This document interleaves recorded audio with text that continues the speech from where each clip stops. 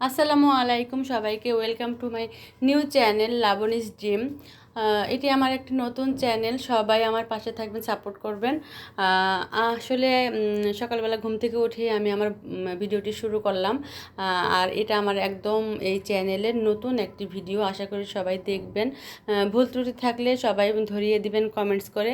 আসলে কি বলেন তো, আমার একটা ইউটিউব চ্যানেল ছিল, সেই 2015 সালে আমি ইউটিউব চ্যানেলটা খুলেছিলাম এবং আমার হিউজ পরিমাণ সাবস্ক্রাইব ছিল এবং আমার আর্নিংও শুরু হয়ে গিয়েছিল।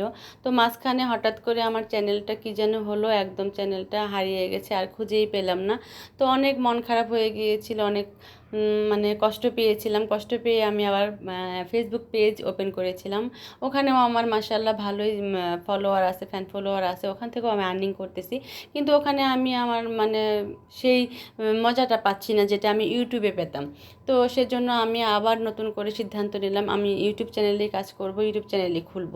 তো যারা আমার মতো নতুন নতুন চ্যানেল খুলতে চাচ্ছেন, তাদের জন্য একটা পরামর্শ দিই, তারা অবশ্যই প্রথমেই অনেক ধৈর্য নিয়ে তারপর চ্যানেলটা খুলবেন। কারণ কি, এইগুলা সেকশনে কাজ করতে হলে অনেক ধৈর্যের প্রয়োজন, অনেক ধৈর্যের প্রয়োজন। আপনার বলেন কমেন্টের দিক দিয়ে বলেন, সাবস্ক্রাইবের দিক দিয়ে বলেন, রিচের দিক দিয়ে বলেন, ভিউর দিক দিয়ে বলেন, এগুলো কিন্তু অনেক ধৈর্য ধরতে হয়। অনেক সময় দেখা যায় এগুলা ধীরে ধীরে আসে, তখন অনেকেই মন ভেঙে ফেলে, মন ভেঙে যায়, তখন আর কাজ করতে চায় না। তবে আমি বলবো এগুলোতে অবশ্যই 100% সাকসেসফুলি কাজ করা যায় এবং আর্নিং করা যায়। শুধু একটু ধৈর্য আর কিছু রুলস মেনে চললেই কিন্তু হয়ে যায়।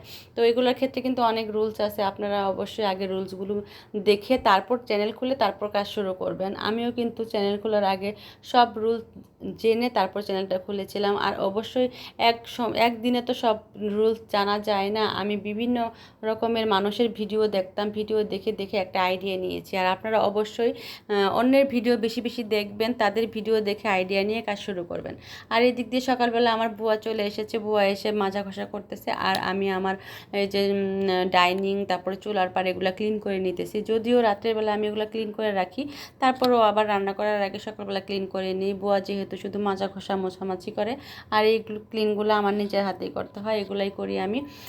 আসলে আমি মূলত ভিডিও করব, আমি নিত্যদিন কী কী কাজকর্ম করি, এছাড়া কোথায় যাই, ঘুরতে যাই, কি খাই, কি কি করি, আমার কি প্রিয় জিনিস কি, এগুলোই শেয়ার করব। আশা করি আপনাদের ভালো লাগবে। আর না ভালো যাদের ভালো লাগবে না তারা স্কিপ করে চলে যাবেন। তো এই যে দেখেন, আমার একদম ক্লিন করা হয়ে গিয়েছে।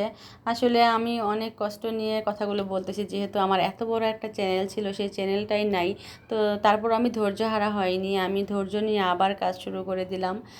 শুধু এখন আপনাদের একটু সাপোর্ট চাবো, ইনশাল্লাহ আমি জানি আপনাদের সাপোর্টে আমি একদিন আবার সেই আগের চ্যানেলের চেয়ে অনেক বড় একটা চ্যানেল হয়ে যাবে আমার এটা। তারপর আজকে একটু তাড়াহুড়া করতেছি, কারণ আমার একটু বাড়তি কাজ আছে, এই জন্য আমি একটু তাড়াহুড়া করতেছি। তো মোছামাছি হয়ে গেলে এখন আমি চুলাটা কাজ করে নিতেছি। সরি, আমি যেহেতু অনেকদিন পর এখানে ভয়েস দিতেছি, এই জন্য আমি একটু নার্ভাস ফিল করতেছি, মানে কেমন জানি লাগতেছে জানি না। তো তারপর আমি চলে আসলাম রুমে, কারণ যেহেতু বোয়া আমার রুম মুছে দিবে, ক্লিন করে দিবে, এই জন্য বেড টেড সব কিছু আমি ছাড়াটাড়া করে দিচ্ছি, ফার্নিচার মুছে দিব। তো এই জন্য খুব তাড়াহুড়া করতেছি। আর একটা বিষয় বলে নিই, আমার আজকে তাড়াহুড়ার পিছনে আরেকটা কারণ আছে, আমি আরেকটা কাজ করব সেজন্য। আসলে কেন জানি আমার ইদানিং বসে থাকতে ভালো লাগে না, একটা না একটা কাজ করতে ইচ্ছা হয়। আমি কিন্তু এমন ছিলাম না, শুধু সারাদিন শুয়ে বসেই থাকতাম, মানে এত কাজ করতাম না। আসলে এর আগে আমার একটা বুয়া ছিল, ওই বুয়াটা আমার সব এগুলো করে দিত, আমার এগুলো কিচ্ছুই করতে হতো না। তো ওই বুয়াটা একটু সিক হওয়াতে ও ছুটি নিয়েছে 2-3 মাসের জন্য। তো একটা নতুন বুয়া নিয়েছি, আর এই নতুন বুয়া এগুলো একদমই করে না, আর ওর কাজগুলোও জানি কেমন, এই জন্য আমি নিজেই করতেছি। আর একদিক দিয়ে ভালো হচ্ছে, আমার ব্যায়াম হচ্ছে, একটু মোটিয়ে গিয়েছি।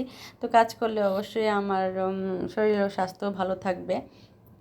তো আমি কিন্তু সকালবেলা একদম যে দেখলেন না, চিয়া সিড লেবু দিয়ে ওটাই খাই, কারণ ওটা খেয়েই আমি অনেকক্ষণ থাকতে পারি, এর মধ্যে আর ক্ষুধা লাগে না। তারপরে আমি কাজ টাজ করে একটু বসে ঠান্ডা হয়ে তারপর আবার রান্নার কাজ শেষ করে নিই, মানে একদম দুপুরে গোসল টোসল করে আমি আসলে খাওয়াটা করে দিই আর কি। আবার নিচে একটা বেড আছে, এখানেও বসে থাকি, কারণ সবসময় এই বেডে থাকতে থাকতে বিছানাটা নষ্ট হয়ে যায়, আর আমার বিছানা একটু কুচকানো হয়ে গেলে ভালো লাগে না। সেজন্য আমি নিচেও একটা বিছানা করে নিয়েছি, ওখানে আমি বসে বসে ফোন টোন টিপি। আর এই যে এর ফাঁকে আমি ভাত বসিয়ে দিলাম, কারণ আমার আরও কাজ আছে। ভাত বসিয়ে দিয়ে এখন টেনশন হলো কী রান্না করব। আসলে আমার বাচ্চারা তেমন কিছু খায় না, ওরা শুধু ভাজি, ভর্তা, ডাল এগুলোই পছন্দ করে। তো ওদের জন্য সব প্রতিদিন চিন্তা করতে হয় আজকে কী ভর্তা ভাজি করব। তো যেহেতু আজকে আমার হাজব্যান্ড বাসায় নাই, তার আগে বলে নিই, আমার নাম লাবণী। আমার হোম ডিস্ট্রিক্ট শেরপুর জেলা। আর আমি বাংলাদেশি, আমি বাংলাদেশ থেকে ভিডিও করতেছি। তো সবাই সাপোর্ট করবেন। আর এই যে ফাঁকে নিয়ে নিলাম ডিম, একটু ডিম ভুনা করবো, যেহেতু আমরা 3 জনই খাবো। আর আমার একটা ছেলে, একটা মেয়ে, আমি আর আমার হাজব্যান্ড, এই 4 জন নিয়ে আমাদের সংসার। তো এই যে আমি ডিম দিয়ে দিয়েছি, আজকে একটু ডিম ভুনা করব, ডাল করব, ভর্তা ভাজি করব, এগুলোই করব। আর ছাদে চলে গিয়েছিলাম ধনিয়া পাতা আনার জন্য, যে একটা ভর্তাতে দেবো। গিয়ে দেখি পাতাগুলো একদম গজায়নি, মানে বৃষ্টি হয় নাই তো সেজন্য। আর ব্লেন্ডারে যে ঝাল ভর্তা, এটা ধনিয়া পাতা দিয়ে ঝাল ভর্তা একটু শুটকি দিয়ে করলে সেই লাগে। আর এই যে ডিম ভুনা হয়ে গিয়েছে, একটু আলু ভাজি করে নিয়েছি আর ডাল বসাই দিয়েছি। ডাল বসাই দিয়ে আমি এখন একটু নিচে যাব, আমার একটু কাজ আছে। তো নিচে আমাদের একটু জায়গা আছে, ফাঁকা জায়গা, ওখানে আমরা কিছু গাছ লাগিয়েছি। তো এসেই দেখি আমার মেহেদি গাছটা একদম হেলে পড়ে গেছে। তো আমি একটু চেষ্টা করলাম কিভাবে এটা কাটকানো যায়। তো যা হাতের কাছে ছিল একটা সুতলি, ওটা দিয়ে বেঁধে দিলাম। পরে অবশ্য বাচ্চার আব্বুকে দিয়ে সুন্দর করে শক্ত করে বেঁধে নেব। আমি যতটুকুন পারছি করে নিছি। আর আমরা এখানে খেজুর গাছও লাগিয়েছি, ডালিম, পেয়ারা, আমরা সব গাছই টুকটাক লাগিয়েছি।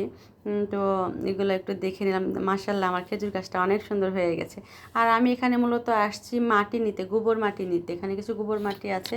আসলে আমার বারান্দা বাগান করার শখ, বাগান করার শখ। তো 3 তলা যেহেতু বাসা, ছাদে উঠে 3 তলার উপরে উঠে আমার গাছ পরিচর্যা করা একটা আলসেমি লেগে যায়।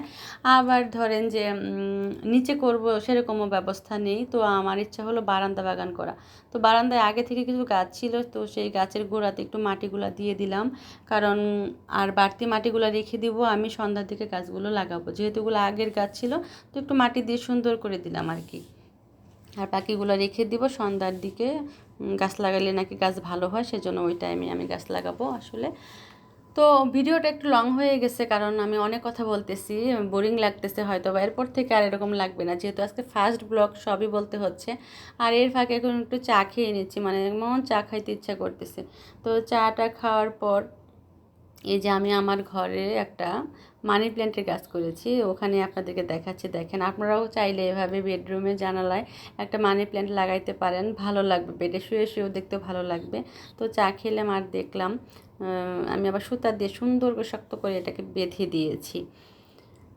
কেমন লাগছে বলেন তো? একটা ইয়েও দিয়েছি, কি বলে, 9 ক্লক না কি জানি বলে, এই ফুলটা, ওটার একটা ডাল দিয়ে দিয়েছি। আর এত টায়ার্ড লাগতেছিল যে গোসল করে একদম ডাইনিংয়ে চলে গিয়েছি, হাঁড়ি পাতিল নিয়ে, কোনো বাটিতে সার্ভ করিনি, মানে এত ক্ষুধা লাগছে কি আর বলবো। তো এই ছিল আজকে আর আমাদের খাওয়া দাওয়া, আমরা এগুলোই খেয়ে নিব। আসলে ছেলে মানুষ না থাকলে যা হয়।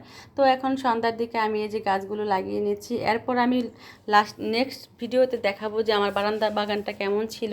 তো আশা করি সবাই আমারকে সাপোর্ট করবেন, যেহেতু এখানে আমি একদম নিউ। সবার সহযোগিতা চাচ্ছি, দোয়া চাচ্ছি। আমিও আপনাদেরকে সাপোর্ট করব ইনশাল্লাহ। আমি জানি আমার যারা পুরাতন আছেন তারা আমাকে এখানে খুঁজে পাবেন কিনা জানি না। তো সবাইকে বলবো একটু শেয়ার করে দিয়ে সবার মাঝে আমাকে আবার পৌঁছে দিয়ে আমার চ্যানেলটাকে আবার বড় করে দেওয়ার জন্য। তো অনেক কথা বলে ফেলছি, সরি বলে নিচ্ছি সবার কাছ থেকে, এখন বিদায় নিয়ে নেব। কেমন লাগলো আমার ভিডিওতে অবশ্যই কমেন্ট করে জানাবেন। আজকে এই পর্যন্তই, আল্লাহ হাফেজ।